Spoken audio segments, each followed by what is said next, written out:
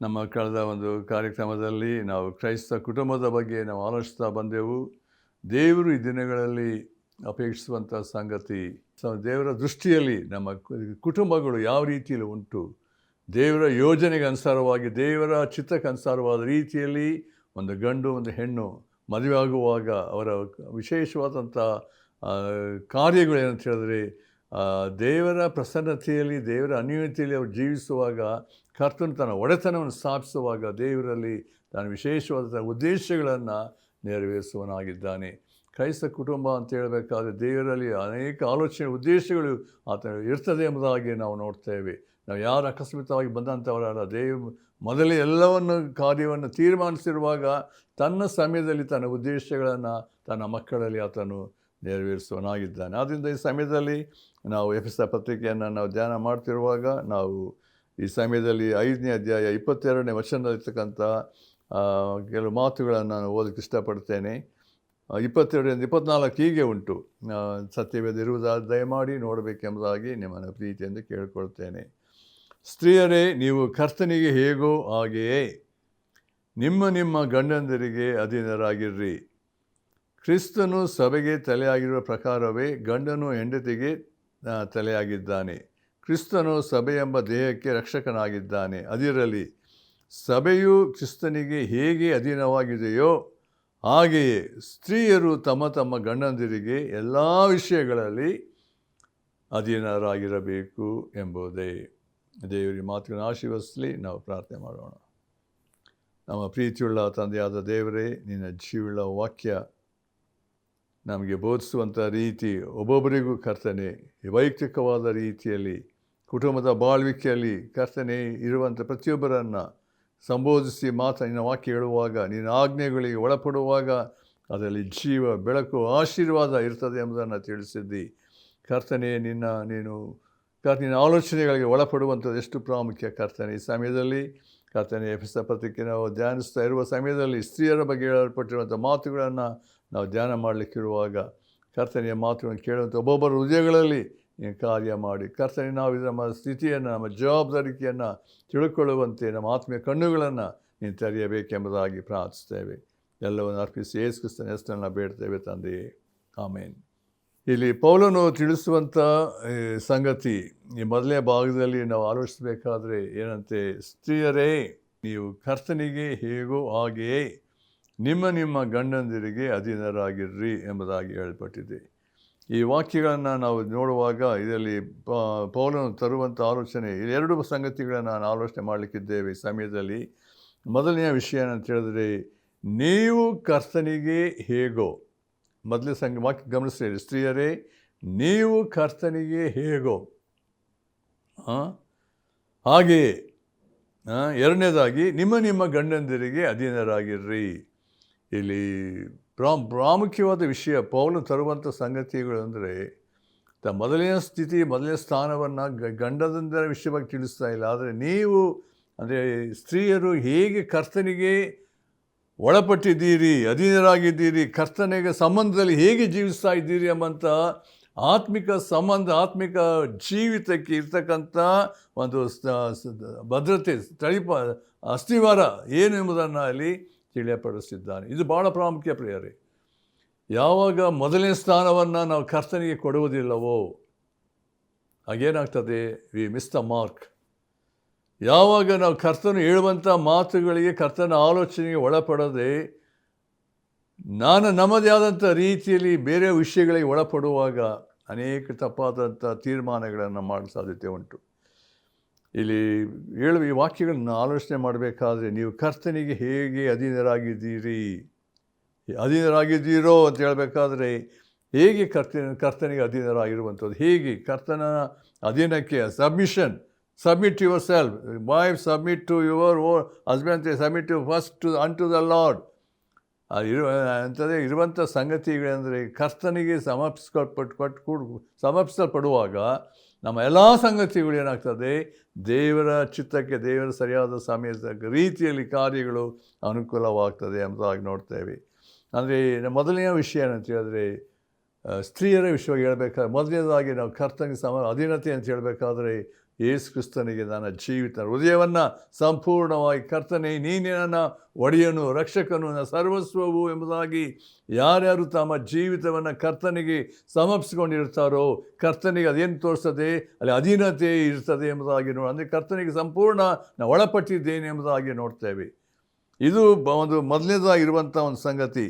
ಅಧೀನತೆ ಅಂತ ಹೇಳ್ಬೇಕಾದ್ರೆ ಯೇಸು ಕ್ರಿಸ್ತನ ಶ್ರೇಷ್ಠತೆ ಆತನ ಸರ್ವಾಧಿಕಾರದಲ್ಲಿ ನಾವು ಯಾವಾಗ ವಿಧೇಯತೆಯನ್ನು ತೋರಿಸುವಂಥ ಒಂದು ಸ್ಥಿತಿ ನಮ್ಮಲ್ಲಿ ಬರುವಾಗ ಅಲ್ಲಿ ಜೀವ, ಅಲ್ಲಿ ಬೆಳಕನ್ನು ಕಾಣುವುದಕ್ಕೆ ಸಾಧ್ಯತೆ ಉಂಟು. ನನ್ನ ಅಧೀನತೆ ಎಂಬುದಾಗಿ ಆಲೋಚಿಸಬೇಕಾದ ಇರುವ ಸಂಗತಿ ಅಂದರೆ ಅಲ್ಲಿ ಏನುಂಟು ಅಂದರೆ ತಗ್ಗಿಸುವಿಕೆ ಇರ್ತದೆ, ದೀನತೆ ಇರ್ತದೆ, ನಮ್ರತೆ ಇರ್ತದೆ, ಅಲ್ಲಿ ಸ್ವಾರ್ಥ ನಿರಾಕರಣೆ ಇರ್ತದೆ.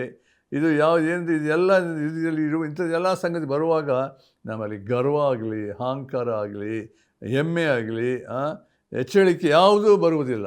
ಬರುವಂಥ ವಿಷಯ ಏನಂತ ಹೇಳಿದ್ರೆ ಇನ್ನು ಜೀವಿಸು ನಾನಲ್ಲ ಕ್ರಿಸ್ತನ ಜೀವಿಸ್ತಾನೆ. ನಾವು ಪ್ರತ್ಯೇಕವಾಗಿ ಗಲಾತ್ಯ ಪತ್ರಿಕೆ 2:20 ನೋಡುವಾಗ ನಾನು ಯೇಸು ಕ್ರಿಸ್ತನೊಂದಿಗೆ ಶಿಲುಬೆಗೆ ಹಾಕಿಸ್ಕೊಂಡಿದ್ದೇನೆ, ಇನ್ನು ಜೀವಿಸು ನಾನಲ್ಲ ಕ್ರಿಸ್ತನ ಜೀವಿಸ್ತಾನೆ ಎಂಬಂಥ ಅನುಭವ, ಕ್ರೂಶಿಸಲ್ಪಟ್ಟಂಥ ಅನುಭವ. ಪ್ರಿಯರೇ, ಇದು ಎಷ್ಟರ ಮಟ್ಟಿಗೆ ಒಬ್ಬ ವ್ಯಕ್ತಿಯ ಜೀವಿತದಲ್ಲಿ ಅದು ಬರುವುದಿಲ್ಲವೋ ಆಗೇನಂದರೆ ಅಧೀನತೆ ಇರುವ ಸಾಧ್ಯತೆ ಇಲ್ಲ. ನಾನು ಏನು ಕಡಿಮೆನೋ, ನಾನು ಅನೇಕ ವೇಳೆ ನಮ್ಮದೇ ಅಂತ ಮನಸ್ಸಿನಲ್ಲಿ ಆಲೋಚನೆ ಬರುವಂಥ ವಿಷಯಕ್ಕೆ ಒಳಪಡ್ತೇವೆ. ಒಂದು ವಿಷಯ ತಿಳ್ಕೊಳ್ಬೇಕು, ಯಾವಾಗ ಒಬ್ಬ ವ್ಯಕ್ತಿ ಯೇಸು ಕ್ರಿಸ್ತನ ಅನ್ಯೋನ್ಯತೆಗೆ ಆ ರಕ್ಷಣೆ ಅನುಭವಕ್ಕೆ ಬಂದಿರುವುದಾದರೆ ಅದು ಬರುವಂಥ ಸಂಗತಿ ಅಂದರೆ ನಾನು ಪಾಪದ ಮೇಲೆ ಜಯ, ಸೈತಾನನ ಮೇಲೆ ಜಯ, ಲೋಕದ ಮೇಲೆ ಜಯ, ಸ್ವಾರ್ಥವನ್ನು ನಿರಾಕರಿಸಿರುವಂಥದ್ದು, ಹಾಗೆ ಮಾಡಿರುವಂಥ ಸಂಗತಿಗಳು ಬರ್ತದೆ ಎಂಬುದಾಗಿ ನೋಡ್ತೇವೆ. ಆದರೆ ಯಾರು ಹೆಚ್ಚು ಕಡಿಮೆ ಏನು ಬರುವುದಿಲ್ಲ. ಆಗ ಇದು ಒಂದು ದೇವರ ಸಂಗತಿಗೆ, ದೇವರ ಆಲೋಚನೆ ಒಳಪಡುವಾಗ ಅಂದರೆ ಪ್ರಾಮುಖ್ಯವಾಗಿ ಅಧೀನತೆ ಅಂತ ಹೇಳಬೇಕಾದ್ರೆ ಮೊದಲನೇದಾಗಿ ಸಬ್ಜೆಕ್ಷನ್ ಯಾರಿಗೆ ಅಂತ ಹೇಳಬೇಕಾದ್ರೆ ಅದು ಯೇಸು ಕ್ರಿಸ್ತನಿಗೆ ಕೊಡಬೇಕು. ಯಾವಾಗ ಯೇಸು ಕ್ರಿಸ್ತನಿಗೆ ನಾನು ಸಂಪೂರ್ಣವಾಗಿ ನನ್ನನ್ನು ಒಪ್ಪಿಸದೆ ಹೋದರೆ ಕರ್ತನಿಗೆ ನಾನಲ್ಲಪ್ಪ ನೀನು, ಇಟ್ಸ್ ನಾಟ್ ಇಟ್ಸ್ ಕ್ರೈಸ್ಟ್ ಎಂಬ ಆ ಒಂದು ಸ್ಥಿತಿಗೆ ಆ ಜೀವಿತಕ್ಕೆ ಬರುವಾಗ ನೋಡ್ರಿ ಎಲ್ಲ ಸಂಗತಿಗಳು ಸಮಾಧಾನದಲ್ಲಿ, ಪ್ರೀತಿಯಲ್ಲಿ, ಅನ್ಯೋನ್ಯತೆಯಲ್ಲಿ ಎಲ್ಲ ಕಾರ್ಯಗಳು ಅನುಕೂಲವಾಗುವುದಕ್ಕೆ ಸಾಧ್ಯತೆ ಇರ್ತದೆ ಎಂಬುದಾಗಿ ನಾವು ನೋಡ್ತೇವೆ. ಅದರಿಂದ ಪಾಪದ ದೆಸೆಯಿಂದ ಏನಾಯಿತು ಅಂತ ಹೇಳಿದ್ರೆ ನಾವು ಅಲ್ಲಿ ಅನೇಕ ಯಾಕೆ ಇಂಥ ಒಂದು ಸ್ಥಿತಿ, ಯಾಕೆ ಪೌಲನು ಇದನ್ನು ಮೊದಲನೇದಾಗಿ ಸ್ತ್ರೀಯರಿಗೆ ಮಾತ್ರ ಬರೆದಿದ್ದಾನೆ, ಪುರುಷನಿಗೆ ಯಾಕೆ ಬರಲಿಲ್ಲ ಅಂತ ಹೇಳಬೇಕಾದ್ರೆ ಅಲ್ಲಿ ದೇವರ ವಾಕ್ಯದ ಆಧಾರದಲ್ಲಿ ನೋಡಬೇಕಾದ್ರೆ ಇರ್ತಕ್ಕಂಥ ಒಂದು ಸಂಗತಿ. ಮೊದಲನೇದಾಗಿ ಪಾಪ ಮಾಡಿದಂಥ ಸಂಗತಿ ನಾವು ಆದಿಕಾಂಡ ಪುಸ್ತಕದಲ್ಲಿ ನಾವು 2ನೇ ಅಧ್ಯಾಯದಲ್ಲಿ ನಾವು 3ನೇ ಅಧ್ಯಾಯಕ್ಕೆ ಬರುವಂಥ ಸಮಯದಲ್ಲಿ ದೇವರು ಹೇಳಿದಂಥ ಮಾತು ಏನಂದರೆ ನೀವು ಈ ಮರದ ಎಲ್ಲ ಮರ ತಿನ್ಬೋದು, ಅದು ಈ ಮರದ ಹಣ್ಣನ್ನು ಮಾತು ತಿನ್ಕೊಡ್ದು ಎಂಬ ರೀತಿಯಲ್ಲಿ ಅದು ಆದಾಮನಿಗೆ ಮೊದಲನೇದಾಗಿ ದೇವರು ತಿಳಿಸೋ ಸಂಗತಿಗಳು. ಆದರೆ ನೋಡ್ತೇವೆ ಮುಂದೆ ಆಗಿದ ಸಂಗತಿಗಳು ಅವಳು ಮಾಡಿದಂಥ ಸಂಗತಿ ಏನಂದರೆ ಆ ಹಣ್ಣನ್ನು ನೋಡುವುದಕ್ಕೆ ಎಷ್ಟು ಎಲ್ಲ ಚೆನ್ನಾಗಿತ್ತು, ಸೌಂದರ್ಯ, ತಿನ್ನು ರುಚಿಯಾಗಿತ್ತು, ಎಲ್ಲ ರೀತಿ ನೋಡ್ತೇವೆ. ಅಲ್ಲಿ ಸೈತಾನ ಬಂದು ಮೋಸ ಮಾಡಿದಂಥ ರೀತಿ, ಡಿಸೆಪ್ಷನ್ಗೆ ಒಳಗಾದವಳು ಎಂಬುದಾಗಿ ನೋಡ್ತೇವೆ. ತಿಂದದರಿಂದ ಗಂಡನಿಗೂ ಕೊಟ್ಟಲು, ಅವನು ತಿಂದನು ಎಂಬುದಾಗಿ ನೋಡ್ತೇವೆ. ಅದು ಆದಂಥ ಸಂಗತಿ ಏನಂದರೆ ಮೊದಲು ಪುರುಷನು ಅಂದರೆ ಆದಾಮನ ಪಾಪ ಅದಕ್ಕೆ ಬೀಳಲಿಲ್ಲ, ಆದರೆ ಅವಳು ಅದಕ್ಕೆ ಒಳಪಟ್ಟವಳು, ಸೈತಾನ ಕುರಿತಿಗೆ ಒಳಪಟ್ಟದಂಥ ಸಂಗತಿ ನೋಡ್ತೇವೆ. ಅದೇ ಏನು ತೋರಿಸ್ತದೆ, ದೇವರು ಹೇಳಿದ ಮಾತಿಗೆ ಒಳಪಡೋದೆ ಅದಕ್ಕೆ ತಿರುಗಿ ಬಿದ್ದಂಥ ಸಂಗತಿ. ಪಾಪ ಅಂದರೆ ಅದು ಯಾವಾಗ ತಿಳ್ಕೊಳ್ರಿ, ಅದು ದೇವರ ಮಾತಿಗೆ ಅವಿಧೇಯರಾಗುವಂಥದ್ದು, ತಿರುಗಿ ಬೀಳುವಂಥದ್ದು. ಅದೇನಾಗ್ತದೆ ರಿಬೆಲಿಂಗ್ ಸ್ಪಿರಿಟ್ ಎಂಬುದಾಗಿ ನೋಡ್ತಾರೆ. ಅಧೀನತೆ ತಪ್ಪಿರೋ ಸಂಗತಿಗಳು. ದೇವರು ಯಾವುದೇ ದೇವರಿಗೆ ಅಧೀನರಾಗಿರಬೇಕಾದ ರೀತಿಯಲ್ಲಿ ನಡ್ಕೊಳ್ಳಬೇಕಾದ ರೀತಿಯಲ್ಲಿ ಅದನ್ನು ಬಿಟ್ಟು ಅತಿಕ್ರಮಿಸಿ ಹೋದಂಥ ಒಂದು ರೀತಿ ನೋಡುವಾಗ ಅದೇನಾಗ್ತದೆ ಪಾಪವಾಯಿತು. ಅದಕ್ಕೆ ಅಧೀನತೆ ಎನ್ನುವ ಸಂಗತಿಯಲ್ಲಿ ಬಂದಿರುವ ಸಂಗತಿ. ಆದಾಮನು ಅವಳು ಮೊದಲು ಪಾಪ ಬೀಳಲಿಲ್ಲ, ಅವಳು ಸರ್ಪದ ಕುರಿತು ಬಿದ್ದಳು ಎಂಬುದಾಗಿ ನಾವು ನೋಡ್ತೇವೆ. ಇದನ್ನು ದೇವರ ದೃಷ್ಟಿಯಲ್ಲಿ ನೋಡಬೇಕಾದ್ರೆ ಇದು ಎಂಥ ಒಂದು ಭಯಂಕರವಾದ ಸ್ಥಿತಿ. ಆದ್ದರಿಂದ ದೇವರು ಈ ಮದುವೆ ಸಂಗತಿಗಳಲ್ಲಿ ಬರುವಾಗ ಹೇಳಬೇಕಾದ ಸಂಗತಿಗಳು ಪ್ರಾರಂಭದಿಂದ ಎಲ್ಲ ವಾಕ್ಯಗಳು ಒಡಂಬಡಿಕೆಯಲ್ಲಿ ಹೊಸ ಒಡಂಬಡಿಕೆಯಲ್ಲಿ ಬರುವಂಥ ರೀತಿಯಲ್ಲಿ ನೋಡಬೇಕಾದ್ರೆ ಇದೆಲ್ಲ ಸಂಗತಿಗಳನ್ನು ದೇವರು ತಾನು ಯಾವುದನ್ನು ತಿಳಿಸಿದ್ದಾನೆ, ದೇವರ ಆಲೋಚನೆಗಳು ಒಳಪಡುವಂಥ ಸಂಗತಿಗಳು ಅಧಿಕಾರಕ್ಕೆ ಆ ವಿಷಯದಲ್ಲಿ ನೋಡುವಾಗ ಅದೆಲ್ಲದರಲ್ಲೂ ಏನಂದರೆ ಅದರಲ್ಲಿ ಅಧಿಕಾರದ ವಿಷಯಕ್ಕೆ ಬಂದರೆ ಪುರುಷನು ಅದರಲ್ಲಿ ಏನಾಗಿದ್ದಾನೆ, ಅದಕ್ಕೂ ಒಳಪಟ್ಟಿದ್ದಾನೆ. ಅಂದರೆ ಅಧಿಕಾರದಲ್ಲಿ ಪುರುಷನು ಶಿರಸ್ಸಾಗಿರಬೇಕಾದ್ರೆ ಅದರಲ್ಲಿ ಎಲ್ಲ ಕಾರ್ಯಗಳು ಪರಸ್ಪರ ಆತ್ಕೊಳ್ಳುವಿಕೆ ಇರುತ್ತದೆ ಎಂಬುದಾಗಿ ನೋಡ್ತೇವೆ. ಇದು ಒಂದು ಘಟಕ, ಒಂದು ಸನ್ನಿವೇಶಗಳು ಬರುವಾಗ ಹೇಗಿರಬೇಕೆಂಬುದಾಗಿ ತಿಳಿಸುವಂಥದ್ದಾಗಿ. ಅದರಿಂದ ಅಧೀನತೆ ಎನ್ನುವಂಥದ್ದು ಮೊದಲನೇ ಭಾಗದಲ್ಲಿ ಬರಬೇಕಾದ್ರೆ ಅದು ಸ್ತ್ರೀಯಲ್ಲಿ ಭಾಳ ಪ್ರಾಮುಖ್ಯವಾಗಿ ದೇವರು ಇಷ್ಟಪಡ್ತಾನೆ. ಎರಡನೇ ವಿಷಯಕ್ಕೆ ಬರೋಣ. ಸ್ತ್ರೀಯು ಕ್ರಿಸ್ತನಿಗೆ ಅಧೀನಳಾಗಿ ಭಯಭಕ್ತಿಯಿಂದ ಜೀವಿಸುವಂಥ ರೀತಿಯಲ್ಲಿ ತಮ್ಮ ಗಂಡಂದಿರಿಗೆ ಅಧೀನರಾಗಿ ಜೀವಿಸಬೇಕೆನ್ನುವಂಥ ಸಂಗತಿ ಅದು ಕಷ್ಟವಿರುವುದಿಲ್ಲ. ಯಾವ ಕರ್ತನಿಗೆ ನಾವು ಅಧೀನರಾಗ್ತೇವೋ ಅದೇ ರೀತಿ ಏನಾಗ್ತದೆ, ತನ್ನ ಗಂಡಂದಿಗೆ ಅಧೀನರಾಗುವುದಕ್ಕೆ ಅದೇನಾಗ್ತದೆ, ಕಷ್ಟವಿರುವುದಿಲ್ಲ. ಆದರೆ ಅಲ್ಲಿ ಪರಸ್ಪರ ಅದಕ್ಕೆ ಏನಂದರೆ ಒಂದು ಸ್ಪಾಂಟೇನಿಯಸ್ ಆಗಿ ಅದಕ್ಕೆ ಒಳಪಡುವಂಥ ಸಾಧ್ಯತೆ ಉಂಟು. ಬಲಾತ್ಕಾರದಿಂದ ಅಲ್ಲ ಅನೇಕ ವೇಳೆ ಮದುವೆಯಾದಂಥ ವ್ಯಕ್ತಿಗಳು ಅನೇಕ ಸಂಗತಿಗಳು ಗಂಡ ಅದನ್ನು ಡಿಮ್ಯಾಂಡ್ ಮಾಡುವಂಥ ಸಂಗತಿ ಅಲ್ಲ. No one can demand. ಇಲ್ಲಿರುವಂಥ ಸಂಗತಿ ಹೆಂಡತಿ ತನ್ನ ಗಂಡನಿಗೆ ಎಷ್ಟು ಮಟ್ಟಿಗೆ ವಿಧೇಯಳಾಗಬೇಕು, ಅಧೀನರಾಗಬೇಕು. ಇದೇನಂತ ಹೇಳಿದ್ರೆ, ನಾವು ಕ್ರಿಸ್ತನ ನಿಮಿತ್ತವಾಗಿ ದೇವರು ಹೇಳಿರುವಂಥ ಕಾರ್ಯಗಳಿಗೆ ಒಳಪಡುವಂಥ ಸಮಯದಲ್ಲಿ ತಮ್ಮ ಜವಾಬ್ದಾರಿಕೆ ಇದೆ. ಏನಂದರೆ ಈ ಜವಾಬ್ದಾರಿಕೆ ಬಗ್ಗೆ ನಾವು ನೋಡ್ತೇವೆ. ಎರಡನೇದಾಗಿ ನೋಡಬೇಕಾದ್ರೆ ಇದು ದೇವರ ಆಜ್ಞೆಯಾಗಿದೆ ಅಂತ ತಿಳ್ಕೊಳ್ಬೇಕು. ಅದೇನಂತೆ ಅಂತ ಹೇಳಿದ್ರೆ, ಸ್ತ್ರೀಯರು ದೇವರ ಆಜ್ಞೆಗೆ ಒಳಪಟ್ಟಂಥ ಸಂಗತಿ ಮತ್ತು ದೇವರ ಕರ್ತನ ಸಮ್ಮುಖದಲ್ಲಿ ನಾವೆಲ್ಲರೂ ಒಂದೇ ಆಗಿರುವುದರಿಂದ ಪ್ರತಿಯೊಬ್ಬರು ತಮ್ಮ ತಮ್ಮ ಸ್ಥಾನದಲ್ಲಿ ಏನಂದರೆ ಕರ್ತನನ್ನು ಮಯಪಡಿಸುವಂಥ ಸ್ಥಿತಿಯಲ್ಲಿ ನಾವು ಇರಬೇಕೆಂಬುದಾಗಿ ದೇವರು ಇಷ್ಟಪಡ್ತಾನೆ. ನಾನು ಹೆಚ್ಚಿನವನು, ಅವನು ಕಡಿಮೆಯವನು ನಮ್ಮದು ಆ ರೀತಿ ಅಲ್ಲ, ತಾರತಮ್ಯ ಇಲ್ಲದ ಅಂದರೆ ದೇವರು ನಮ್ಮನ್ನು ಕರ್ತನ ಸಂಬಂಧದಲ್ಲಿ, ಕರ್ತನ ದೃಷ್ಟಿಯಲ್ಲಿ ಅದನ್ನು ಒಂದೇ ರೀತಿ ಮಾಡಿರಬೇಕಾದ್ರೆ, ನಾನು ಒಬ್ಬರಿಗೆ ನಡ್ಕೊಳ್ಳಬೇಕಾದ್ರೆ, ವಿಧೇಯರಾಗಬೇಕಾದ್ರೆ ಆ ಗಂಡನ ಮಾಡಬೇಕಾದ ಜವಾಬ್ದಾರಿಕೆ ಏನು ಮಾಡಬೇಕು, ಎರಡೂ ಸಂಬಂಧದಲ್ಲಿ ನಾವು ಅದನ್ನು ಆಲೋಚಿಸಬೇಕಾದಂಥ ಒಂದು ಸಂಗತಿ ಎಂಬುದಾಗಿ ನೋಡ್ತೇವೆ. ನಾವು ಅದನ್ನು ಕ್ರಿಸ್ತನು ಸಭೆಗೆ ತಲೆಯಾಗಿರುವ ಪ್ರಕಾರವೇ ಗಂಡನು ಹೆಂಡತಿಗೆ ತಲೆಯಾಗಿದ್ದಾನೆ. ಅಲ್ಲಿ ನಾವು ಇನ್ನೊಂದು ವಾಕ್ಯನ ಪ್ರತ್ಯೇಕವಾಗಿ ನಾವು ಒಂದು ಎಫೆಸ ಪತ್ರಿಕೆಯಲ್ಲಿ ನೋಡಬೇಕಾದ್ರೆ ಅಲ್ಲಿ 23ರಲ್ಲಿ ಕ್ರಿಸ್ತನು ತಲೆಯಾಗಿರುವ ಪ್ರಕಾರವೇ ಗಂಡನು ಹೆಂಡತಿಗೆ ತಲೆಯಾಗಿದ್ದಾನೆ. ಕ್ರಿಸ್ತನು ಸಭೆಯೆಂಬ ದೇಹಕ್ಕೆ ರಕ್ಷಕನಾಗಿದ್ದಾನೆ. ಅದರಲ್ಲಿ ಸಭೆಯು ಕ್ರಿಸ್ತನಿಗೆ ಹೇಗೆ ಅಧೀನವಾಗಿದೆಯೋ ನೋಡಿರಿ, ಇಲ್ಲಿ ಸಭೆಯ ವಿಷಯಕ್ಕೆ ಬರ್ತಾ ಇದೆ. ಇಲ್ಲಿ ಪೌಲನು ಯಾಕೆ ಸಭೆ ಅಂತ ಹೇಳಬೇಕಾದ್ರೆ ಮೊದಲಿಗಿತ್ತಿ ಸಭೆ, ಅದು ಮೊದಲಿಂಗಿತ್ತಿ ಯೇಸು ಕ್ರಿಸ್ತ ಮೊದಲಿಂಗನು. ಸಭೆಯ ಒಂದು ಜವಾಬ್ದಾರಿ ಹೇಗೆ ನಾವು ಕರ್ತನಿಗೆ ಎಲ್ಲ ವಿಷಯ ಅಧೀನರಾಗಿರಬೇಕು. ಇದರ ಎಲ್ಲರೂ ಸೇರಿರ್ತಾರೆ ಆ್ಯಸ್ ಎ ಹೋಲ್. ಏನಂದರೆ ಸಭೆ ಅಂತ ಹೇಳಬೇಕಾದ್ರೆ ನಾವು ಕರ್ತನಿಗೆ ಎಲ್ಲ ವಿಷಯದಲ್ಲಿ ಅಧೀನರು, ವಿಧಿಯರು, ಸನ್ಮಾನಿಸುವಂಥವರು, ಭಯಭಕ್ತಿಯಿಂದ ನಡ್ಕೊಳ್ಳುವಂಥ ಒಂದು ಸ್ಥಿತಿ ಅಲ್ಲಿ ಇರ್ತದೆ ಎಂಬುದಾಗಿ ನಾವು ನೋಡ್ತೇವೆ. ಅದರಿಂದ ಇಲ್ಲಿ ಆ ವಿಷಯವನ್ನು ಇಲ್ಲಿ ಪೌಲನು ತಂದು ಈ ಸ್ತ್ರೀಯರ ವಿಷಯ ಹೇಳಬೇಕಾದ್ರೆ, ಅವರ ಅಧೀನತೆ ಅಂತ ಹೇಳಬೇಕಾದ್ರೆ ಎಲ್ಲ ವಿಷಯದಲ್ಲಿ ದೇವರಿಗೆ ಮೆಚ್ಚುವಂಥ ರೀತಿಯಲ್ಲಿ ಅಲ್ಲಿ ಇರಬೇಕೆಂಬಂಥ ಸಂಗತಿಯನ್ನು ಅಲ್ಲಿ ತಿಳಿಯಪಡಿಸಿದ್ದಾನೆ. ಅದರಿಂದ ಕರ್ತನ ದೃಷ್ಟಿಯಲ್ಲಿ ನಾವು ಯಾವ ರೀತಿ ಸಭೆ ಕರ್ತನಿಗೆ ಅಧೀನವಾಗಿದೆಯೋ, ಪ್ರತಿಯೊಬ್ಬ ವ್ಯಕ್ತಿಯ ಜೀವಿತದಲ್ಲಿ ಹೆಂಡತಿ ಗಂಡನಿಗೆ ಎಲ್ಲ ವಿಷಯದಲ್ಲಿ ದೇವರ ವಾಕ್ಯ ಹೇಳ್ತಾರಲ್ಲ, ಎಲ್ಲ ವಿಷಯದ ಅಧೀನರಾಗಿರಬೇಕು ಎಂಬುದಾಗಿ ನೋಡ್ತೇವೆ. ಆದರೆ ಈಗಿನ ಪ್ರಸ್ತುತ ಸಂಗತಿಯಲ್ಲಿ ಅನೇಕ ವ್ಯತ್ಯಾಸ ಸಂಗತಿಗಳು ಉಂಟು. ಗಂಡನಿಗಿಂತ ಏನಂದರೆ ಹೆಂಡತಿ ಎಲ್ಲ ಅಧಿಕಾರದಲ್ಲಿ ಎಲ್ಲ ಸಂಗತಿಗಳನ್ನು ಕಮ್ಯಾಂಡ್ ಮಾಡುವಂಥ ಸಂಗತಿಗಳು, ವ್ಯತ್ಯಾಸ ಸಂಗತಿಗಳು ಅನೇಕ ವೇಳೆ ಏನಾಗ್ತದೆ, ಇಟ್ಸ್ ಎ ರಿಬೆಲಿಂಗ್ ಸ್ಪಿರಿಟ್ ನಾವು ನೋಡ್ತೇವೆ. ಅನೇಕ ವೇಳೆ ನಾವೇನಂದರೆ ದೇವರ ವಾಕ್ಯದ ಆಧಾರದಲ್ಲಿ ಇರತಕ್ಕಂಥ ಸಂಗತಿ ಬಿಟ್ಟು ಈ ಲೋಕದಲ್ಲಿ ನಡೆಯುವಂಥ ಅನೇಕ ಸಂಗತಿ ಒಳಪಡುವಾಗ ಅನೇಕ ವ್ಯತ್ಯಾಸಗಳು ನೋಡ್ತೇವೆ. ಅಂದರೆ ಗಂಡನಿಗಿಂತ ಹೆಂಡತಿ ಎಲ್ಲ ವಿಷಯಗಳೇನು ಅಧಿಕಾರ ಸ್ಥಾನದಲ್ಲಿದ್ದು ಹೆಂಡತಿ ಹೇಳ್ದಾಗೆ ಕೇಳಬೇಕು. ಅನೇಕ ಕಡೆಗಳು ನೋಡಬೇಕಾದ್ರೆ ಗಂಡ ಏನೇ ಕೆಲಸ ಮಾಡಿ ಸಂಬಳ ತಗೊಂಡು ಹೆಂಡತಿಗೆ ಕೊಡಬೇಕು. ಅಂದರೆ ಎಲ್ಲ ರೀತಿಯಲ್ಲಿ ಅಂದರೆ ನಾನಾ ಅಂದರೆ ಕುಟುಂಬದ ಸಂಗತಿಗಳು ಈ ದಿನಗಳಲ್ಲಿ ಆಗ್ತಿರುವ ಸಂಗತಿ, ಲೋಕದಲ್ಲಿ ನಾನಾ ವ್ಯತ್ಯಾಸ ಸಂಗತಿಗಳನ್ನು ನಾವು ನೋಡ್ತಾ ಇದ್ದೇವೆ. ಆದರೆ ದೇವರ ವಾಕ್ಯದ ಸ್ಥಿತಿಯಲ್ಲಿ ದೇವರ ಆಲೋಚನೆಗಳು, ದೇವರ ಉದ್ದೇಶಗಳು, ಒಂದು ಆತ್ಮಿಕ ಕುಟುಂಬ, ಆತ್ಮಿಕ ಸಂಬಂಧವಾದಂಥ ಸಂಗತಿಗಳು, ದೇವರ ಒಡೆತನ ಅಧಿಕಾರ ನನ್ನ ಕುಟುಂಬದಲ್ಲಿ ಇರಬೇಕಾ, ದೇವರು ಏನು ಹೇಳಿದ್ದಾನೆ, ಗಂಡನ ಪಾತ್ರ ಒಂದು ಸಂಗತಿ, ಹೆಂಡತಿಯ ಪಾತ್ರ ಇನ್ನೊಂದು ಸಂಗತಿ ಇರಬೇಕಾದ್ರೆ ಎಲ್ಲ ಕಾರ್ಯಗಳು ದೇವರಿಗೆ ಮಹಿಮೆ ತರುವಂಥ ಸಂಗತಿಗಳು. ಅಂದರೆ ನಾವು ದೇವರಿಗೆ ಅವಿಧೇಯರಾಗುವುದಾದರೆ, ದೇವರ ಚಿತ್ತಕ್ಕೆ ಒಳಪಡದೆ ನಮ್ಮದೇ ಆದಂಥ ಒಳಪಡುವುದಾದರೆ ಆ ಕುಟುಂಬದಲ್ಲಿ ಏನಂದರೆ ದೇವರ ಆಶೀರ್ವಾದ ಇರುವುದಿಲ್ಲ, ದೇವರ ಪ್ರಸನ್ನತೆ ಇರುವುದಿಲ್ಲ ಎಂಬುದಾಗಿ ನೋಡ್ತೇವೆ.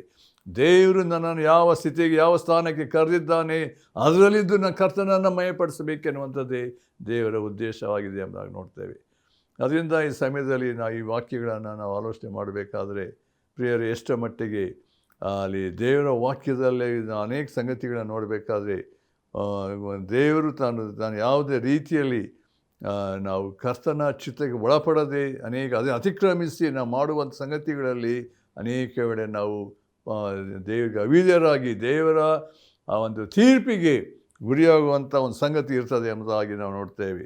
ಅದರಿಂದ ಅನೇಕ ವೇಳೆ ಒಂದು ವೇಳೆ ನಾನು ಅನೇಕ ಸಂಗತಿ ಆಲೋಚನೆ ಮಾಡಬೇಕಾದ್ರೆ ಆತ್ಮಿಕ ಸ್ಥಿತಿಯಲ್ಲಿ ಮುಂದೆ ಇರ್ತಾರೆ. ಗಂಡನ ಅನೇಕ ವೇಳೆ ಆತ್ಮಿಕ ಜೀವಿತ ಇರುವುದಿಲ್ಲ. ಅನೇಕ ವೇಳೆ ಪಾಪದ ಸಂಗತಿಗಳಿಗೆ ಹೆಂಡತಿಯ ಪ್ರೇರೇಪಿಸುವ ರೀತಿ ನೋಡುವಾಗ ಅದಕ್ಕೆ ಅಂದರೆ ಹೆಂಡತಿ ಅದಕ್ಕೆ ಜವಾಬ್ದಾರಳಲ್ಲ. ಅದಕ್ಕೆ ಅಂದರೆ ಒಂದು ವೇಳೆ ಗಂಡನ ಹೆಂಡತಿಗೆ ದೇವರ ವಾಕ್ಯಕ್ಕೆ ವಿರುದ್ಧವಾಗಿ ನಡ್ಕೊಳ್ಳಲು ಇದು ಮಾಡಿದ್ರೆ, ಪಾಪದ ಸಂಗತಿಗೆ ಒಳಪಡಬೇಕೆಂಬ ಪ್ರಯತ್ನ ಮಾಡಿದರೆ ಆ ಸಂದರ್ಭದಲ್ಲಿ ಹೆಂಡತಿಯು ಗಂಡನಿಗೆ ವಿಜಯಳಾಗಬೇಕಾಗಿಲ್ಲ ಎಂಬುದಾಗಿ ನೋಡ್ತೇವೆ.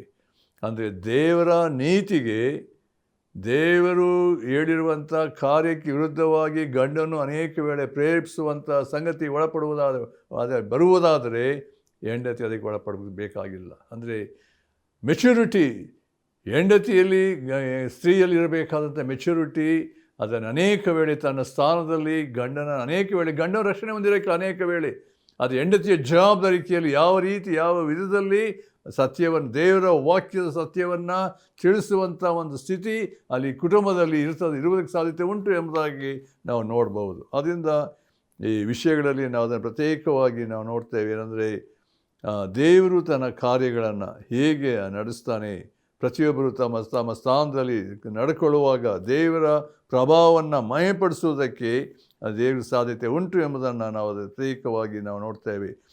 ಅದಕ್ಕೋಸ್ಕರ ಇಲ್ಲಿ 2 ವಿಷಯಗಳನ್ನು ನಾವು ಆಲೋಚಿಸಬೇಕಾದ್ರೆ, ಮೊದಲನೇದಾಗಿ ಸ್ತ್ರೀಯ ಜೀವಿತದಲ್ಲಿ ಅಂದರೆ ಮೊದಲನೇ ದೇವರಿಗೆ, ಕರ್ತನಿಗೆ ಹೇಗೋ ಹಾಗೆ ವಿಜಯಳಾಗಬೇಕೆನ್ನೋ ಸಂಗತಿ. 2ನೇ ಭಾಗದಲ್ಲಿ ಬರುವಾಗ ಅಲ್ಲಿ ಸ್ತ್ರೀಯ ಜೀವಿತದಲ್ಲಿ ಕ್ರಿಸ್ತನಿಗೆ ನಡ್ಕೊಳ್ತಾ ಗಂಡನಿಗೆ ಕೂಡ ಅಧೀನಳಾಗಿ ವಿಧೇಯಳಾಗಿ ನಡ್ಕೊಳ್ಳುವಾಗ ಅಲ್ಲಿ ಏನಿರ್ತದೆ, ಅಲ್ಲಿ ನಿಜವಾದ ಸಮಾಧಾನ, ದೇವರ ಪ್ರಸನ್ನತೆ, ಪ್ರೀತಿ, ಅನ್ಯೋನ್ಯತೆ, ಐಕ್ಯತೆ, ಒಬ್ಬರಿಗೊಬ್ಬರು ಅರ್ಥ ಮಾಡಿಕೊಂಡು ಜೀವಿಸುವುದಕ್ಕೆ ಅಲ್ಲಿ ಸಾಧ್ಯತೆ ಉಂಟು ಎಂಬುದನ್ನು ದೇವರ ವಾಕ್ಯದ ಭಾಗದಲ್ಲಿ ನಾವು ಅದನ್ನು ಪ್ರತ್ಯೇಕವಾಗಿ ನಾವು ನೋಡ್ತೇವೆ. ಅದರಿಂದ ಇದನ್ನು ಎಷ್ಟರ ಮಟ್ಟಿಗೆ ದೇವರ ವಾಕ್ಯದ ಭಾಗದಲ್ಲಿ ನೋಡುವಾಗ ಇಲ್ಲಿ ಕರ್ತನು ತಿಳಿಸುವ ಸಂಗತಿ, ನಾವು ಸಭೆಯಾಗಿ ನಾವು ಹೇಗೆ ಕರ್ತನಿಗೆ ತಕ್ಕ ಹಾಗೆ ನಡ್ಕೊಳ್ತೇವೆ, ಕರ್ತನಿಗೆ ತಕ್ಕ ಹಾಗೆ ಜೀವಿಸ್ತೇವೆ, ದೇವರಿಗೆ ಅಧೀನರಾಗಬೇಕಾದ್ರೆ ಈ ಸಂಬಂಧದಲ್ಲಿ ನಾವು ಪ್ರತಿಯೊಬ್ಬ ವ್ಯಕ್ತಿಯ ಜೀವಿತದಲ್ಲಿ ಸ್ತ್ರೀಯ ವಿಷಯದಲ್ಲಿ ದೇವರ ವಾಕ್ಯ ಹೇಳಬೇಕಾದ್ರೆ ಅದು ಸಂಪೂರ್ಣವಾಗಿ ಅದಕ್ಕೆ ಒಳಪಡುವಂಥ ಸಾಧ್ಯತೆ ಉಂಟು ಎಂಬುದನ್ನು ನಾವು ಪ್ರತ್ಯೇಕವಾಗಿ ನಾವು ನೋಡ್ತೇವೆ. ಅದರಿಂದ ಇಲ್ಲಿ ಇನ್ನೊಂದು ವಿಷಯ ನಾವು ನೋಡ್ತೇವೆ ಅಂತ ಹೇಳಿದ್ರೆ, ಕ್ರಿಸ್ತನು ಸಭೆ ಎಂಬ ದೇಹಕ್ಕೆ ರಕ್ಷಕನಾಗಿದ್ದಾನೆ, ಒಡೆಯನಾಗಿದ್ದಾನೆ ಎಂಬುದಾಗಿ ನೋಡ್ತೇವೆ. ಅಂದರೆ ಕ್ರಿಸ್ತ ಹೇಗೆ ತಾನು ಒಡೆಯನಾಗಿದ್ದು ತನ್ನ ಎಲ್ಲ ಜವಾಬ್ದಾರಿಕೆಯಲ್ಲಿ ತನ್ನ ಸಭೆ ನಡೆಸುವಂಥ ರೀತಿಯಲ್ಲಿ ಅಲ್ಲಿ ಇರುವಂಥ ಸ್ಥಿತಿ ಏನಂತ ಹೇಳಿದ್ರೆ, ಗಂಡನು ಕೂಡ ಅದೇ ರೀತಿಯಲ್ಲಿ ಏನಂತ ಹೇಳಿದ್ರೆ ತನ್ನ ಜವಾಬ್ದಾರಿಕೆಯಲ್ಲಿ ಯಾವ ರೀತಿ ನಡ್ಕೊಳ್ಳಬೇಕೆಂಬಂಥ ರೀತಿಯಲ್ಲಿ ಆ ಗಂಡನ ಜವಾಬ್ದಾರಿಕೆಯಲ್ಲಿ ಹೆಂಡತಿಯನ್ನು ನಡೆಸಬೇಕಾದ ರೀತಿಯಲ್ಲಿ ಹೇಗಿರ್ತದೆ ಎಂಬುದನ್ನು ಅಲ್ಲಿ ತಿಳಿಯಪಡಿಸುವಂಥ ಸಂಗತಿಗಳನ್ನು ನೋಡ್ತೇವೆ. ಆದ್ದರಿಂದ ಪ್ರಿಯರೇ, ಈ ದಿನಗಳಲ್ಲಿ ಈ ವಾಕ್ಯಗಳನ್ನು ನಾವು ಎಲ್ಲ ಸಂಗತಿಗಳು ನಮಗಿರ್ತಕ್ಕಂಥ ಒಂದು ಸಂಗತಿ ಅಂದರೆ, ಯಾವಾಗ ದೇವರ ವಾಕ್ಯ ನನಗೇನು ಹೇಳ್ತದೆ, ಏನು ಬೋಧಿಸ್ತದೆ, ಅದಕ್ಕೆ ಒಳಪಟ್ಟು ಜೀವಿಸುವಾಗ ದೇವರು ನಮ್ಮ ನೆಚ್ಚಿನ ರೀತಿಯಲ್ಲಿ ಆಶೀರ್ವದಿಸಿ ನಡೆಸ್ತಾನೆ. ದೇವರ ಮಾತುಗಳನ್ನು ಆಶೀರ್ವದಿಸಿ ನಡೆಸಲಿ. ಪ್ರಾರ್ಥನೆ ಮಾಡೋಣ. ನಮ್ಮ ಪ್ರೀತಿಯುಳ್ಳ ತಂದೆಯಾದ ದೇವರೇ, ನಿನ್ನ ವಾಕ್ಯಗಳಿಗೆ ವಿಧೇಯರಾಗಿ ಯಾರು ಅದಕ್ಕೆ ಕರ್ತನೆ ಸಂಪೂರ್ಣ ಸಮರ್ಪಿಸ್ಕೊಳ್ತಾರೋ ಅವರ ಜೀವಿತದಲ್ಲಿ ಆಶೀರ್ವಾದ, ನಿನ್ನ ಕರ್ತನ ಕೃಪೆಯನ್ನು ನಿನ್ನ ಮಹಿಮೆಗಾಗಿ ನಡೆಸುವಂಥ ದೇವರಾಗಿದ್ದು ಇದಕ್ಕಾಗಿ ಸ್ತೋತ್ರ. ಈ ಸಮಯದಲ್ಲಿ ಕರ್ತನೆ ಯಾರು ವಾಕ್ಯ ಕೇಳಿದ್ದಾರೆ, ಕುಟುಂಬದ ಜೀವಿತದಲ್ಲಿ ದೇವರೇ ನೀನು ಅವರಿಗೆ ಆಧಾರನಾಗಿದ್ದು ನಿನ್ನ ಮಹಿಮೆಗಾಗಿ ನಡೆಸು. ಕರ್ತನೆ, ನಿನ್ನ ಆಶೀರ್ವಾದ ಕುಟುಂಬದಲ್ಲಿ ದೇವರಿನ ವಾಕ್ಯ ಬೋಧಿಸುವ ರೀತಿಯಲ್ಲಿ ಒಳಪಡುವಂತೆ ನಿನ್ನ ಮಹಿಮೆಗಾಗಿ ನಡೆಸು. ಯೇಸು ಕ್ರಿಸ್ತನ ಹೆಸರಿನಲ್ಲಿ ಬೇಡ್ತೇವೆ ತಂದೆಯೇ, ಆಮೆನ್. ಕರ್ತನಲ್ಲಿ ಪ್ರಿಯರೇ, ಈ ದಿನಗಳಲ್ಲಿ ಹೆಚ್ಚಾಗಿ ದೇವಜನರ ಅಂತ ನಾವು ಪ್ರಾರ್ಥನೆಗೆ ಹೆಚ್ಚು ಗಮನ ಕೊಡಬೇಕಾದಂಥ ಒಂದು ಅವಶ್ಯಕತೆ ಬಂದಿದೆ ಎಂಬುದಾಗಿ ನಾನು ನಂಬ್ತೇನೆ. ಪ್ರಸ್ತುತ ದಿನಗಳಲ್ಲಿ ನಮ್ಮ ದೇಶದ ಅನೇಕ ಕಡೆಗಳಲ್ಲಿ ಆಗ್ತಿರುವಂಥ ಸಮಸ್ಯೆಗಳು, ಕೊರತೆಗಳು ಮಾತ್ರವೇ ಅಲ್ಲ, ಅನೇಕ ರೀತಿಯಲ್ಲಿ ಕ್ರೈಸ್ತ ಸಭೆಯ ಮೇಲೆ ಅನೇಕ ರೀತಿಯ ಮತ್ತು ಸೇವೆ ಮಾಡುವಂಥ ಜನರ ಮೇಲೆ, ಸೇವಕರ ಮೇಲೆ ನಾನಾ ರೀತಿಯ ಅಡ್ಡಿಗಳನ್ನು ನಾವು ನೋಡ್ತಾ ಇದ್ದೇವೆ. ಇಡೀ ನಮ್ಮ ದೇಶದ ಎಲ್ಲ ಕಡೆಗಳಲ್ಲಿ ಆಗ್ತಿರುವಂಥ ಒಂದು ಸಮಸ್ಯೆಗಳು, ಅನೇಕ ಕಡೆಗಳು ನೋಡುವಾಗ ಆ್ಯಂಟಿ ಕನ್ವರ್ಷನ್ ಬಿಲ್ ತಂದು ನಾನಾ ಸಂಗತಿಗಳಾಗ್ತಾ ಇದೆ. ಅಂದರೆ ದೇವರ ಮಕ್ಕಳು ಒಟ್ಟಾಗಿ ಸೇರಿ ಆರಾಧಿಸೋದಕ್ಕೆ ಮತ್ತು ಯೇಸು ಕ್ರಿಸ್ತರ ಸುವಾರ್ತೆಯನ್ನು ತಿಳಿಸೋದಂತೆ ಅನೇಕ ಅಡ್ಡಿಗಳನ್ನು ಈ ದಿನಗಳಲ್ಲಿ ನೋಡ್ತಾ. ಆದ್ದರಿಂದ ಈ ದಿನಗಳಲ್ಲಿ ದೇವರ ಮಕ್ಕಳು ಹೆಚ್ಚಾಗಿ ಪ್ರಾರ್ಥನೆಯಲ್ಲಿ ಸಮಯ ಕಳೆಯುವುದನ್ನು ಹೆಚ್ಚು ಅದಕ್ಕೆ ಗಮನ ಕೊಡಬೇಕು. ಮೊದಲಿದ್ದ ಸ್ಥಿತಿಗತಿ ಇಲ್ಲ ಎಂಬುದಾಗಿ ನೋಡ್ತೇವೆ. ದೇವರ ವಾಕ್ಯದಲ್ಲಿ ನೋಡುವಾಗ ಎಚ್ಚರಿಕೆ ಇದೆ. ನೋಡುವಾಗ ಕಡೆ ದಿನಗಳು ಸೈತಾನ ಕಾರ್ಯಗಳು ಹೆಚ್ಚಾಗ್ತಿರುವಂಥ ಈ ದಿನಗಳಲ್ಲಿ ನಾವು ಹೆಚ್ಚಾಗಿ ನಾವು ದೇವರ ಮಕ್ಕಳನ್ನು ನಾವು ಎಡೆಬಿಡದೆ ಪ್ರಾರ್ಥಿಸಬೇಕು. ದೇವರ ವಾಕ್ಯ ಹೇಳ್ತದೆ, ಎಡೆಬಿಡದೆ ಪ್ರಾರ್ಥನೆ ಮಾಡಿರಿ. ಯಾವಾಗಲೂ ನಾವು ಈ ದಿನಗಳಲ್ಲಿ, ಯಾಕಂದರೆ ಪ್ರಾರ್ಥನೆಯಲ್ಲಿ ಬಲ ಉಂಟು ಪ್ರಿಯರೇ. ಪ್ರಾರ್ಥನೆಯಲ್ಲಿ ದೇವರು ಕಾರ್ಯ ಮಾಡ್ತಿದ್ದಾನೆ. ದೇವರ ವಾಕ್ಯ ಹೇಳ್ತದೆ, ಯೆರೆಮೀಯ 33:3 ಅಲ್ಲಿ ಇರುವಂಥ ಭಾಳ ಒಂದು ವಿಶೇಷವಾದಂಥ ಒಂದು ಸಂಗತಿ, ನನ್ನನ್ನು ಕೇಳಿಕೋ. ಅಲ್ಲಿ ದೇವರ ವಾಕ್ಯ ಓದಲಿಕ್ಕೆ ಇಷ್ಟಪಡಿ. ಯಾಕಂದರೆ ಈ ದಿನಗಳಲ್ಲಿ ನಮ್ಮ ಒಂದು ಜವಾಬ್ದಾರಿ ರೀತಿಯಲ್ಲಿ ನಾವು ಮಾಡಬೇಕಾದಂಥ ಕಾರ್ಯಗಳನ್ನು ನಾವು ಮಾಡದೆ ಹೋದರೆ ಅನೇಕ ಸಂಗತಿಗಳು ಏನಾಗ್ತದೆ ಎಂಬುದಾಗಿ ದೇವರ ವಾಕ್ಯ ಹೇಳ್ತದೆ. ಅಲ್ಲಿ ಇರುವಂಥ ಒಂದು ಸಂಗತಿ 33:3 ಹೀಗೆ ಉಂಟು, ನನ್ನನ್ನು ಕೇಳಿಕೋ, ನಾನು ನಿನಗೆ ಸಹಸ್ರವನ್ನು ದಯಪಾಲಿಸಿ ನಿನಗೆ ತಿಳಿಯದ ಮಹತ್ತಾದ ಗೂಢಾರ್ಥಗಳನ್ನು ಗೋಚರಪಡಿಸುವೆನು. ಕಾಲ್ unto me, I will answer thee, I will show thee great and mighty things which thou knowest not ಎಂಬುದಾಗಿ ಹೇಳಲ್ಪಟ್ಟಿದೆ. ಆದ್ದರಿಂದ ಈ ದಿನಗಳಲ್ಲಿ ದೇವರ ಮಕ್ಕಳಂತ ನಾವು ನಮ್ಮ ಕ್ರೈಸ್ತ ಸಭೆಗೋಸ್ಕರ, ದೇವ ಜನರಿಗೋಸ್ಕರ, ಸೇವೆಗಾಗಿ, ನಮ್ಮ ದೇಶಕ್ಕೋಸ್ಕರ ಪ್ರಾರ್ಥಿಸಬೇಕಾಗಿದೆ ಪ್ರಿಯರೇ. ಈ ದಿನಗಳ ಸೈತಾನ ಕಾರ್ಯಗಳು ಹೆಚ್ಚಾಗ್ತಿರುವಾಗ ಸೈತಾನ ಕಾರ್ಯಗಳನ್ನು ಲಯ ಮಾಡುವುದಕ್ಕೆ, ಸೈತಾನ ಕಾರ್ಯಗಳನ್ನು ಬಲವನ್ನು ಮುರಿಯುವುದಕ್ಕೆ ಇರ್ತಕ್ಕಂಥ ಒಂದೇ ಒಂದು ಅಸ್ತ್ರ ಅಂತ ಹೇಳಿದ್ರೆ ಪ್ರಾರ್ಥನೆ. ಯಾರ್ಯಾರು ಕರ್ತನ ಸನ್ನಿಧಾನದಲ್ಲಿ ಎಡೆಬಿಡದೆ ಪ್ರಾರ್ಥಿಸುವಾಗ ದೇವರು ತನ್ನ ಕಾರ್ಯಗಳನ್ನು ಸಾಧಿಸುವುದಾಗಿದ್ದಾನೆ.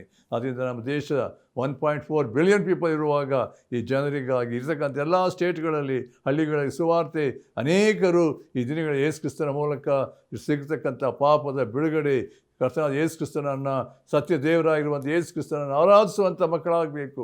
ಅದಕ್ಕಾಗಿ ನಾವೆಲ್ಲ ಒಟ್ಟಾಗಿ ನಾವು ಪ್ರಾರ್ಥಿಸಬೇಕಾಗಿದೆ. ಅದೇ ದೇವರೇ, ನೀನು ಆತ್ಮನ ಕಾರ್ಯ ಸಾಧಿಸು, ನಮ್ಮ ದೇಶಕ್ಕೆ ಬೇಕಾದಂಥ ಒಂದು ಭಕ್ತಿ ಸಂಜೀವನವನ್ನು ತಾ ಎಂಬುದಾಗಿ ನಾವು ಬೇಡಿಕೊಳ್ಳಬೇಕಾಗಿದೆ. ಅನೇಕರು ಸೇವೆಯ ನಿಮಿತ್ತ ಕಷ್ಟದಲ್ಲಿದ್ದಾರೆ, ಸೆರೆಮನೆಯಲ್ಲಿದ್ದಾರೆ, ನಾನಾ ಥರವಂಥ ಒತ್ತಡಗಳಲ್ಲಿದ್ದಾರೆ, ನಾನಾ ಸಂಗತಿಗಳು ನಡೀತಿರುವಂಥ ಈ ದಿನಗಳಲ್ಲಿ ನಾವು ಕಣ್ಣು ಮುಚ್ಚಿರುವಂಥದ್ದಲ್ಲ, ನಿದ್ರಾವಸ್ಥೆ ಇರಕೂಡದು.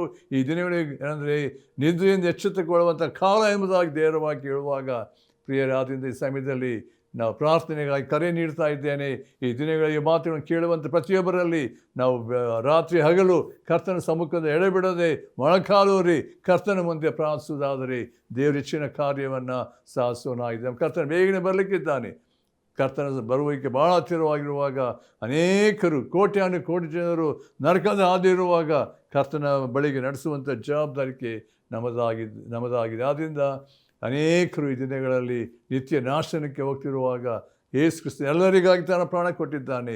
ಯೇಸು ಕ್ರಿಸ್ತ ಇಡೀ ನಮ್ಮ ದೇಶದ ಜನರಿಗಾಗಿ ತನ್ನ ಪ್ರಾಣ ಕೊಟ್ಟಿರುವಾಗ ಸುವಾರ್ತೆ, ಯೇಸು ಕ್ರಿಸ್ತನಲ್ಲಿಯೇ ಪಾಪದ ಬಿಡುಗಡೆ, ಪರಲೋಕದ ಬಾಧ್ಯತೆ, ಯೇಸು ಕ್ರಿಸ್ತನ ಮೂಲಕ ನಿಜವಾದಂಥ ಅಶಾಂತಿ, ಸಮಾಧಾನ, ಆ ಪರಲೋಕದ ಬಾಧ್ಯತೆ ಉಂಟು ಎಂಬುದು ಅನೇಕರು ಕಂಡುಕೊಳ್ಳುವಂತೆ ನಾವು ಪ್ರಾರ್ಥಿಸಬೇಕಾಗಿದೆ. ನಮ್ಮ ಕುಟುಂಬಗಳಲ್ಲಿ ಇನ್ನು ಯಾರ ರಕ್ಷಣೆ ಹೊಂದಿಲ್ಲ ಅವರಿಗಾಗಿ ಸಹ ನಾವು ಪ್ರಾರ್ಥಿಸಬೇಕಾಗಿದೆ. ಅದರಿಂದ ಈ ಸಮಯದಲ್ಲಿ ಈ ಒಂದು ವಿಷಯವನ್ನು, ಈ ಪ್ರಾರ್ಥನೆ ವಿಷಯವನ್ನು ಮುಂದೆ ಇಟ್ಟಿರುವಾಗ ಪ್ರತ್ಯೇಕವಾಗಿ ಅನೇಕ ದೇವರ ಮಕ್ಕಳು ಈ ದಿನಗಳಲ್ಲಿ ಕಷ್ಟದಲ್ಲಿ, ಕೊರತೆಯಲ್ಲಿ, ಕಣ್ಣೀರಿನಲ್ಲಿ ಅನೇಕ ಕುಟುಂಬಗಳು ನಾನಾ ಸನ್ನಿವೇಶಗಳು ದಾಟಿ ಹೋಗ್ತಿದ್ದಾರೆ.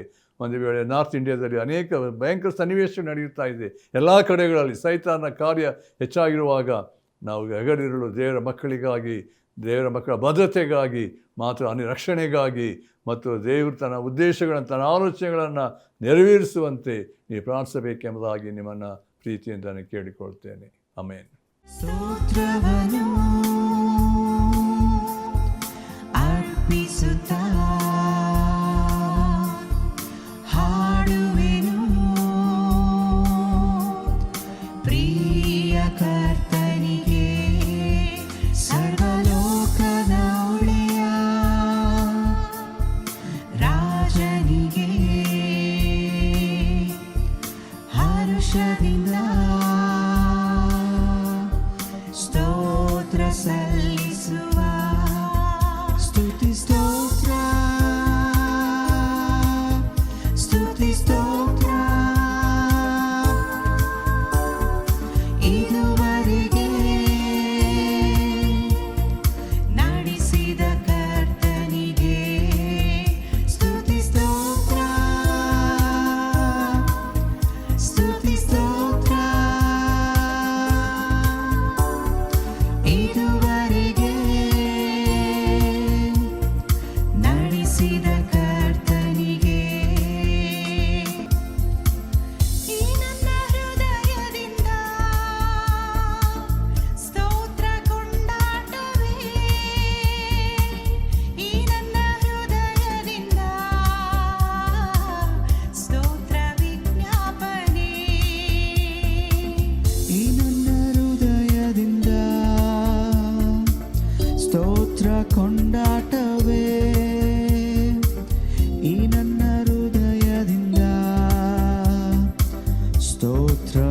ನೀನಪ್ಪನೇ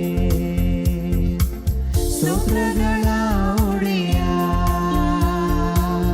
ನೀನಲ್ಲವೇ ಮಹಿಮೆಯ ರಾಜ ನೀನೊಬ್ಬನೇ ಸ್ತೋತ್ರಗಳ ಒಡೆಯ ನೀನಲ್ಲವೇ ಮಹಿಮೆಯ ರಾಜ ನೀನೊಬ್ಬನೇ ಸ್ತುತಿ ಸ್ತೋತ್ರ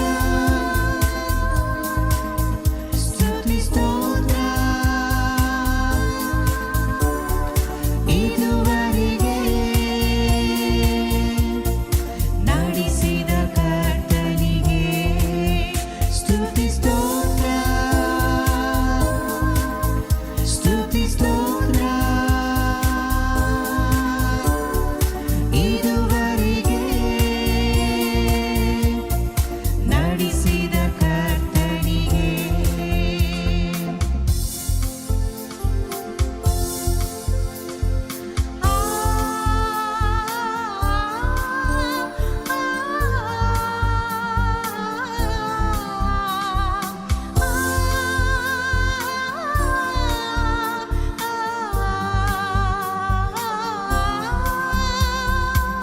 ನೀ ತೋರಿದ ಪ್ರೀತಿಗೆ